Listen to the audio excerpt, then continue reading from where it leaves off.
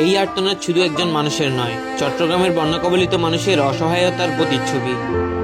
আর সে আহ্বানে সাড়া দিয়ে ফেনী থেকে একের পর এক স্বেচ্ছাসেবী ও সামাজিক সংগঠনগুলো ছুটে যাচ্ছেন চট্টগ্রামের বন্যা কবলিত মানুষের পাশে। আমরা বাঁশখালী গুনাগারে আছি, মুহূর্তে ফেনী থেকে আসছি আলহামদুলিল্লাহ। সামগ্রী বোঝাই গাড়ি নিয়ে ইতিমধ্যে অনেক দল সাতকানিয়া, বাঁশখালী সহ ক্ষতিগ্রস্ত এলাকায় পৌঁছেছে। আবার অনেক সংগঠন নতুন করে ত্রাণ নিয়ে রওনা হচ্ছে। 24-এর ভয়াবহ বন্যায় ফেনীর মানুষও পেয়েছিল দেশের নানা প্রান্তের মানুষের সহযোগিতা। আর সেই মানবিক ঋণের প্রতিদান নয়, বরং মানুষের বিপদে মানুষের পাশে দাঁড়ানোর দায়িত্ব থেকে এবার এগিয়ে এসেছে ফেনীবাসী। ফেনী সাকনিয়া থেকে আমাদের একটা টিম আমাদের উন্নত মানুষের পাশে দাঁড়িয়েছে।